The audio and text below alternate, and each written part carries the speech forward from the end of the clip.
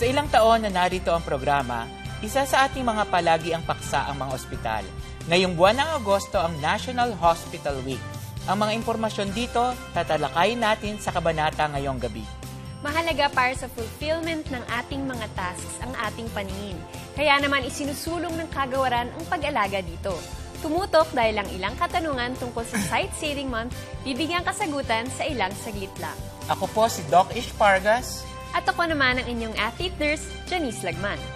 Tara na! Simulan na! Kumonsulta na! Dahil dito laging The doctor is in!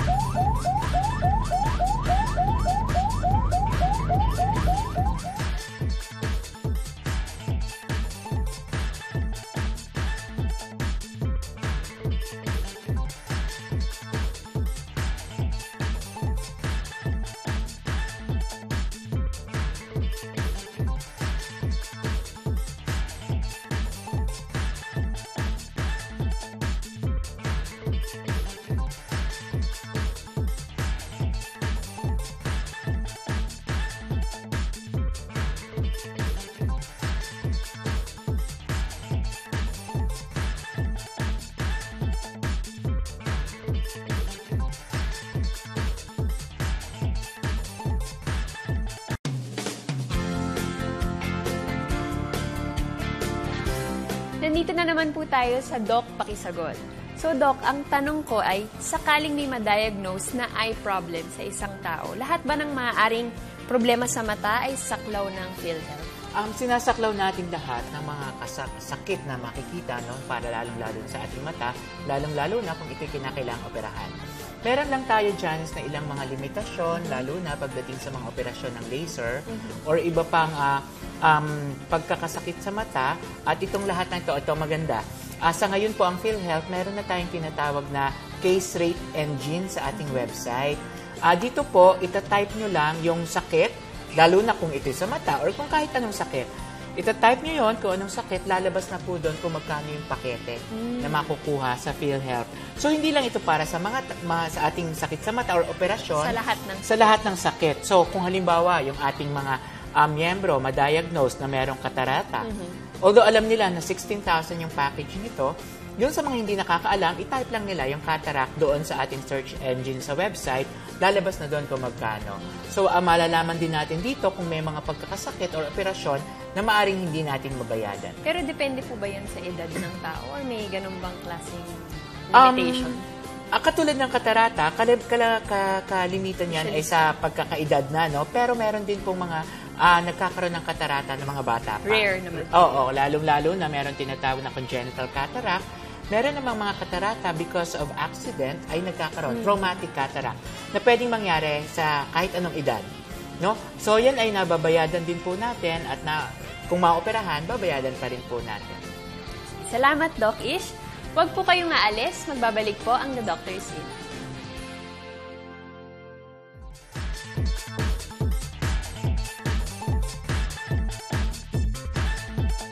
Kuya, gusto ko maging arkitekto.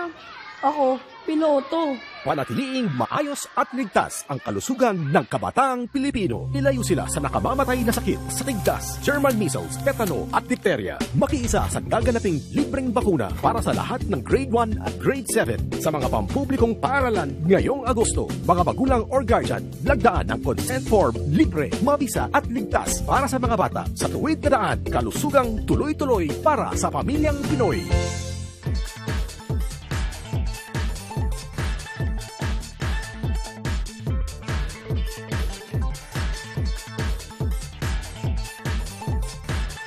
Ospital ang ating puntahan para sa ating mga medical needs at concerns. Alamin naman natin ngayon ang ilang impormasyon tungkol sa Hospital Week sa handog na ito.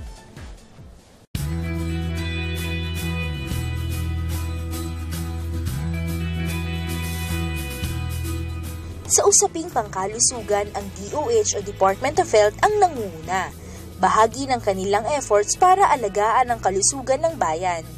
Ang pagme-maintain ng mga public hospitals na laging handang umalalay sa mga mamamayan. Ngayong buwan ng Agosto, inulunsad ng kagawaran ang isang event na magbibigay pugay sa mga ospital sa bansa. Sa kasalukuyan po ay nagsiselebrate tayo ng National Hospital Week at ito po yung ating day naman sa mga booth exhibits. Nag-launching po tayo ng High Five. Bilang bahagi ng selebrasyon, iba't ibang masasayang aktibidad ang nakalinya. Lahat may layong ipalaganap ang kaalaman tungkol sa DOH hospitals at para din patatagin ang ugnayan ng mga kawani ng mga ospital na ito. Marami tayong mga booths dito, mga different programs like sa senior citizen, sa dengue, sa rabies, mental health, sa vaccine prevention program, wherein nagbibigay tayo mga libreng flu vaccine lalo na sa mga indigent senior citizens at mga persons with disability as well as sa mga empleyado rin natin. Oo, meron din tayo sa side dito sa bandang kaliwa, yung ating TradMed naman, So yung mga herbal medicines, yung mga different kinds of herbal medicines ng alternative medicine, naka-display rin dito. Kalukuyan, kasama po natin ang ating butihing director, si Dr. Winston Esco. Meron po tayong butel fight, so different heads, supervisors, and different employees of San Lazaro Hospital together with our visitors gather together para po sa isang budel fight, isa-isang masayang pagsasalo-salo. Yung pinakaano natin ay adobong chicken, syempre Pilipino, number 1 natin ng kanyan. Meron din tayo dyan na bangus, may mga ensalada, bagoong, alamang, mga okra, tapos yung ating juice ay kamote juice at saka carrot juice. Mga pagkain natin dito, bukod sa masustansya, mga murang pagkain. Tatagal ng 1 linggo ang selebrasyon. Sa panahong ito, inaasahan ng kagawaran na mas tatangkilikin ng publiko ang mga serbisyo ng mga public hospitals.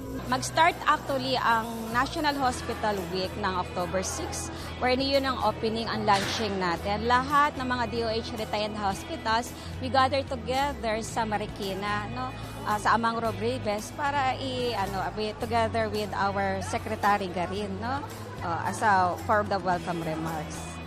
And then ngayon, ito nga sinaselebrate natin yung mga different booth exhibits ng iba't ibang DOH programs. Kasama ito sa advocacy natin bilang head ng Public Health Services sa San Lazaro Hospital. Awareness ba kasi hindi lang ang hospital isang curative area, kundi preventive and promotive na aspect na rin ang sakop ng isang hospital. Kumbaga, holistic approach na tayo. So, dito ina-advocate natin kung saan i-emphasize natin yung healthy lifestyle through different programs from the Department of Health. Siyempre, ito yung panahon kung saan kami rito sa San Lazaro Hospital ay we gather together para sa isang munting kasayahan, salo-salo, para sign of unity, pagkakaisa. Magtungo naman tayo sa bayan ng Balanga, probinsya ng Bataan para sa Bataan General Hospital. Tukuyin ang kanilang equipments at programs at alamin kung bakit maaring sabihin na ganyan dapat ang ospital. Napakahalaga ng papel ng Bataan sa ating kasaysayan. Sa probinsyang ito matatagpuan ang ospital na aming ipapakita sa inyo ngayong gabi. Ito ang Bataan General Hospital. Bataan General Hospital was erected in 1941, November, and it started as a 20-bed hospital. And during the war, it was used war hospital and named after Colonel Takayashi. At present, ang aming bed capacity is 350 and we have more than 100% occupancy rate. Our plantilla position, we are already in our third tranche of the rationalization plan of the Department of Health. We are already approximating the ideal doctor-to-patient ratio of at least 1:20. Sa pagdaan ng taon, malaki ang naging improvement ng ospital. Sa katunayan, pinangungunahan ng ospital ang industriya ng medisina sa probinsya. Of course, just like the plight of the other government hospital, na pangit ang buildings, infrastructure, yung manpower complement, equipment, everything ay hindi maganda before. But the Bataan General Hospital has a very unique setup.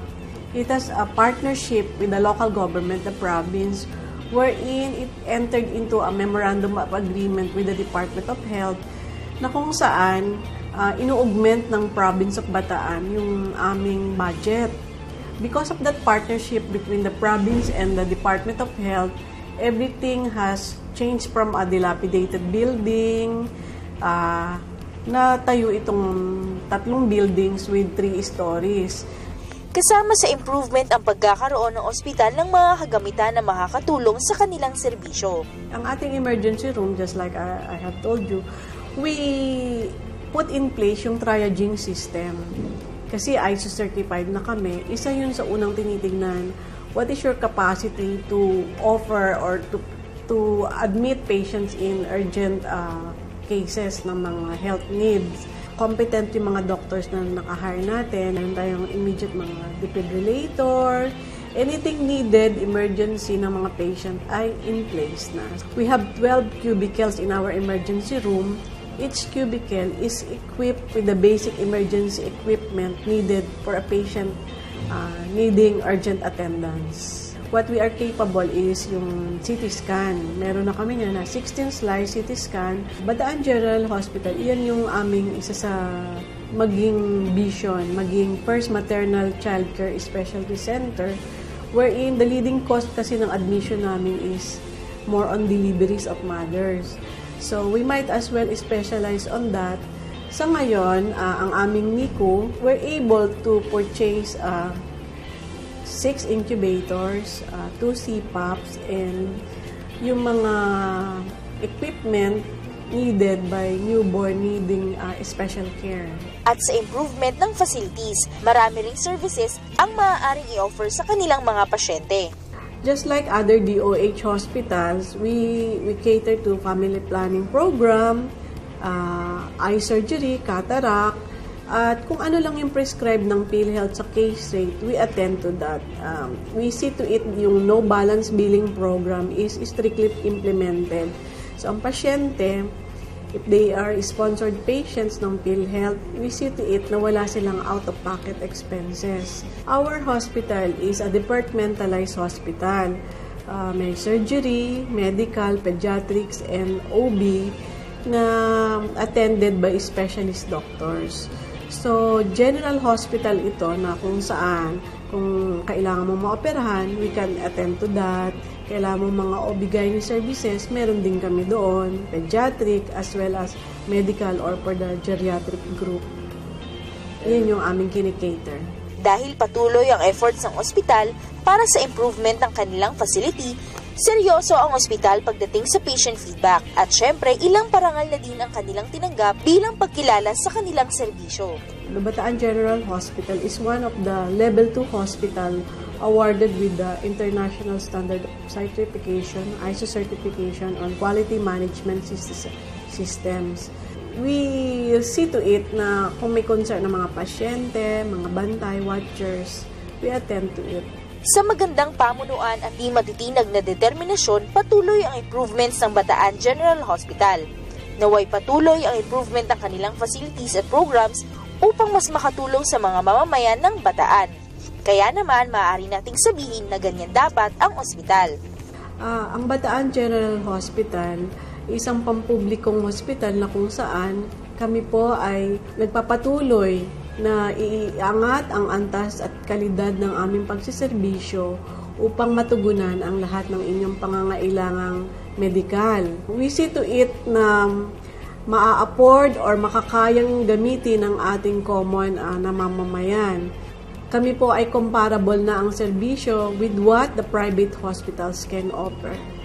Being an internationally accredited hospital with ISO certification, we can assure you na dekalidad ang serbisyong aming ibinibigay sa aming mamamayan. Huwag po kayong aalis, marami pa tayong pag-uusapan sa pagbabalik ng The Doctor is In.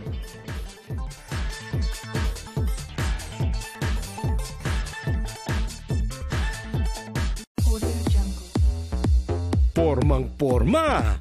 Asin. Original. Asin. Imported. Asin. Yan nabili mong iodized salt. As in din ba? Di lahat ng iodized salt, sakto ang iodine. Bilhin ang may tatak saktong iodine. Sa asin, siguradong sakto sa iodine. Asin! Mga misis, saktong iodine sa asin ba yan? Isang paalala mula sa DOH.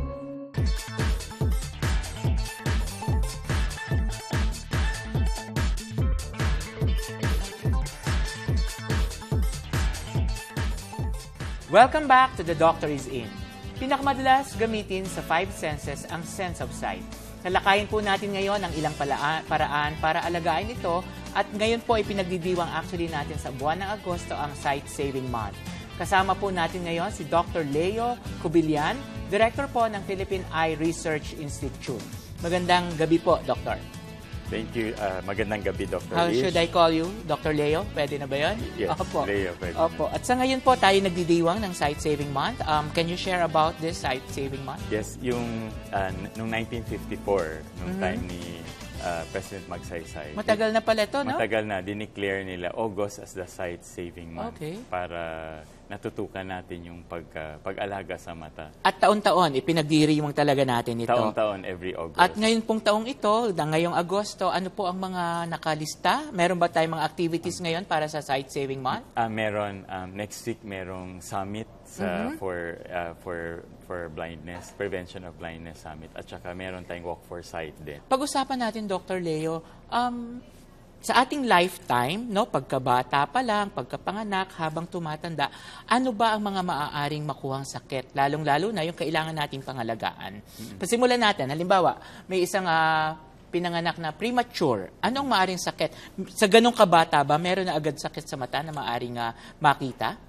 Meron kasi yung mga premature na bata, minsan nagkakaroon sila ng retinopathy o prematurity. Opo. Ang ibig sabihin yung kagaya, kung ito yung mata, yung pinaka-pelikula ng mata, premature siya, nadadamage siya. Minsan dahil masyadong maliit pa na bata, may mga sakit at na-expose sa too much oxygen. So nagkakadeferensya po at maaring mabulag itong mga batang ito. Pero yung halimbawa, mga ganyang sakit, meron namang kakayanan pa na magamot ito or ma-reverse? Meron naman, may lunas para doon. Kaya ang importante, i-ma-detect. Kaya dito sa Pilipinas, yung mga pinapanganak na premature, mga 10% po ay premature sa mga pinapanganak. And dito po sa 10% na ito, meron kayong mga nakikita na may retinopathy o prematurity? Meron, mga 10% naman dito ay nagkakaroon ng retinopathy o prematurity. Habang tumatanda, ano po yung mga ibang sakit? So, ngayon naman, pag ang bata during kindergarten, minsan, meron tayong nilo-launch na National Vision Screening Program for Kindergarten Pupils. Ilo-launch pa lang po yan? Nasa House Bill na po siya ngayon. Okay. Opo. In cooperation with the Department of Health and Department of Education. Tapos, gumagawa ito ng program na may nag-sponsor naman sa Congress tsaka sa Senate. Habang tumatanda tayo, may mga sakit pa rin na mas malimit. Opo. Ano po ito mga ito? Pag at 40 naman po, tini-check natin baka merong glaucoma. Glaucoma, okay. Ito naman yung nagkakadeferensya ang pinakaugat ng mata dahil minsan tumataas yung presyon. Kaya tini-check natin po pag may comprehensive exam, nakikita natin, tini-check natin yung presyon ng mata. At ang pinakamalimit po siguro at mas kilala ng lahat, katarata. Katarata naman pag mga 60 or above. Itong dente po ng mata, kagaya ito po, ito yung nagiging puti po at part of aging, nagkakatarata. Pag nakaka-apekto na ho siya ng paningin, ayan naman ay naooperahan. Okay. Tapos, ang problema siguro sa katarata, yung lente, no? Na, ano po yun? Ano nangyayari sa lente? As it age po, pumuputi po siya. So, parang pumuputi siya, tapos kaya malabo na, hindi mo makikita. Kasi at ang gamutan dito ay? Tatanggalin lang po ito sa pamamagitan ng isang operasyon at pinapalitan po ng artificial implant. Yes. May isa pa din po, yung mga pasyente na may sakit na diabetes po. Okay. Nagkakaroon din ng komplikasyon, diabetic retinopathy. Itong likod naman po, yung mga ugat dito dumudugo at nagkakakomplikasyon. yun din po naman, pag maaga pong na-screen, yung mga 5 years after na may diabetes, pag nasa-screen po, natutulungan naman sa pamamagitan ng laser treatment. Laser po. treatment. Kagaya po ngayon, merong project ngayon ang Department of Health na tumutulong po kami. Ito ang Philippine Eye Disease Study. Philippine Eye Disease Study. Okay. Ano po ito? Tayo po, pupunta po tayo sa different barangays all over the country at i-examine natin po yung mga selected parang group of population para malaman natin ang iba't ibang dahilan ng sakit ng mata. Para po, kung malaman natin ang numero na ito, maipamahagi natin sa DOH at PhilHealth para sa mga programa po. Napakahalaga ng napakahalaga ng role ng ating mga ophthalmologists. Well, primarily because sila yung nangangalaga sa ating mga problema sa mata. At ngayon nga po, dahil tayo ay nag-celebrate ng ating Sight Saving Month, Dr. Leo, ano po ang inyong mensahe para sa lahat? Sinasabi po natin sa lahat na parang alam ho natin yung mga iba't ibang maaring problema sa mata at kung meron kayong karamdaman ay magpakonsulta po at saka yung iba naman po ay titingnan natin yung mga recommendations ng Department of Health kung kailan pwedeng magpatingin kagaya nung pag pinanganak na premature, kung kailan ipapa-examine, pag meron namang bago po during kindergarten ay ini-screen yung vision at saka parang pag may ibang sakit ng minention mo, pag diabetes, hypertension ay magpapatingin po. Maraming salamat, Dr. Leo Cubilian. Siya po ay isang ophthalmologist at siya po ay director ng Philippine Eye Research Institute. Huwag po kayong aalis dahil magbabalik po ang konsultahan ng bayan.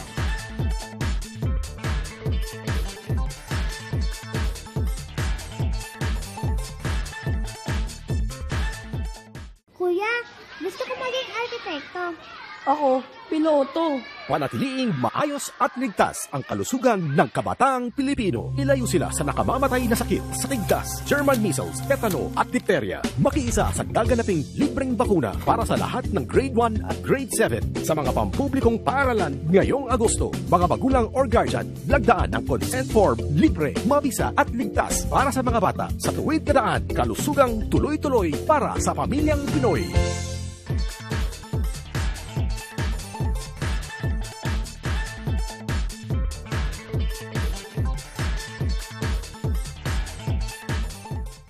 Isa na namang masaya ngunit informative na episode ang nagdaan.